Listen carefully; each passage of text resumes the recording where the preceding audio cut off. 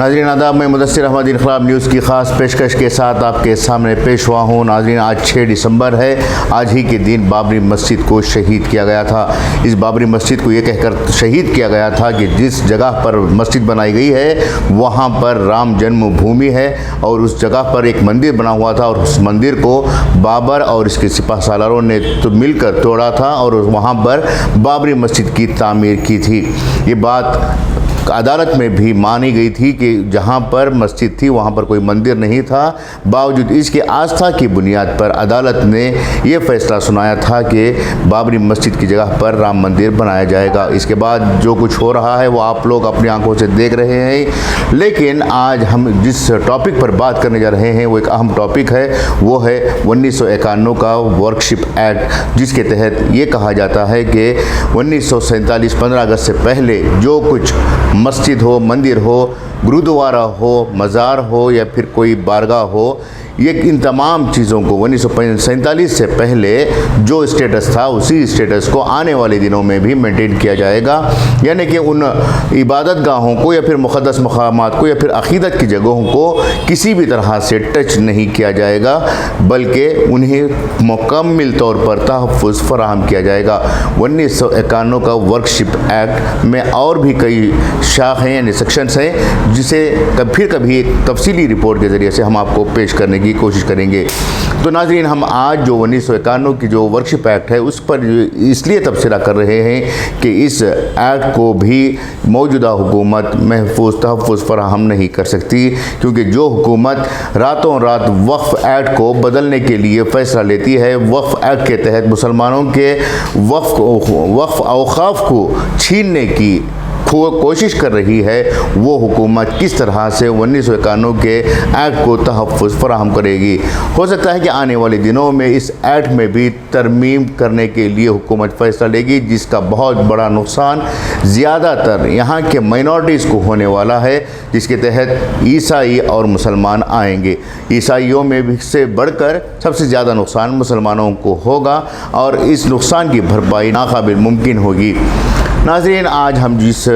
Topic पर बात कर रहे हैं उससे पहले हम ये जान लें कि किस तरह से आज भारत की हुकूमत मुख्तलिफ़ क़वानीन को बदलने की कोशिश कर रही है। पहले तो इन्होंने NRC के जैसे मामलात को उठाया, फिर उसके ज़रिए से मुसलमानों को परेशान किया, फिर उसके बाद CAA का क़ानून लाने की कोशिश की गई, फिर उसके बाद NPR का क़ानून लाने की कोशिश की गई। इसी तरह से मुख्तलिफ़ क़वानीन के ज़रिए से खुसूसन माइनॉरिटीज़ को परेशान करने की कोशिश की गई है। अब चूँकि मुसलमान हर बात को, हर मामले को 1951 के वर्शिप एक्ट के तहत दलील देने की कोशिश कर रहे हैं, अदालतों में इसी को बुनियाद बनाकर अपने दावे पेश कर रहे हैं, अदालतों में इसी को बुनियाद बनाकर मुसलमान अपना हक़ मांग रहे हैं, तो ज़ाहिर सी बात है कि इनकी नीयतों में खोट पैदा हो जाएगा और इनकी नीयतों के तहत वो इस क़ानून को बदलने के लिए किसी भी तरह के हथकंडे अपना सकेंगे। तो दूसरी जानिब जो यहाँ की सेकुलर ताकतें हैं वो इस बात की कोशिश कर रहे हैं कि किसी न किसी तरह से जो वर्शिप एक्ट है उसे बहाल रखा जाए, लेकिन BJP हुकूमत या संघ परिवार की हुकूमत इन तमाम चीज़ों को नज़रअंदाज करेगी। BJP या संघ परिवार जिस तरह से आज माइनॉरिटीज़ को हरासा करने की नई बात नहीं है, बल्कि 1925 में जब RSS की बुनियाद पड़ी तो उसी वक्त ये तय कर लिया गया था कि भारत में अखंड भारत के नाम पर, हिंदू राष्ट्र के नाम पर एक ऐसा मुल्क बनाया जाएगा जहाँ पर माइनॉरिटीज़ को किसी भी तरह के हुकूक नहीं दिए जाएंगे। इसी बुनियाद को लेकर उन्होंने पूरे 100 सालों तक जदोजहद की, मेहनत की, ऐसे लोगों को बनाया जो इन क़वानीन को लाने वाले बने, बल्कि ऐसे पार्टियों को भी उन्होंने अमल में लाया जो हुकूमतों में रहकर इनके एजेंडे को नाफिज करने में आसानी के साथ काम करें। नाज़रीन, इस वक्त 2024 है। 2024 के दिसंबर में मुल्क के मुख्तलिफ़ मस्जिदों के मामलात सुप्रीम कोर्ट या उसके मातहत आने वाली मुख्तलिफ़ अदालतों में ज़ेर समाअत हैं। इन तमाम अदालतों में पुरानी जो सदियों पुरानी मस्जिदें हैं उन मस्जिदों को मिसमार करने या फिर वहाँ पर किसी न किसी तरह के जो गैर मुस्लिमों के इबादत गाहें हैं वहाँ का वजूद होने की बातें कही जा रही हैं। तो इस बात को समझने की ज़रूरत है कि वो 2025 में आरएसएस को पूरे 100 साल होने जा रहे हैं और इस 100 साल के मुकम्मल होने से पहले ये पूरी कोशिश कर रहे हैं कि मुसलमानों के जो सकाफ़त है, जो रिवायत है, जो इबादत गाहें हैं, उन तमाम को परेशान करते हुए वो अपनी राहों को हमवार कर लें।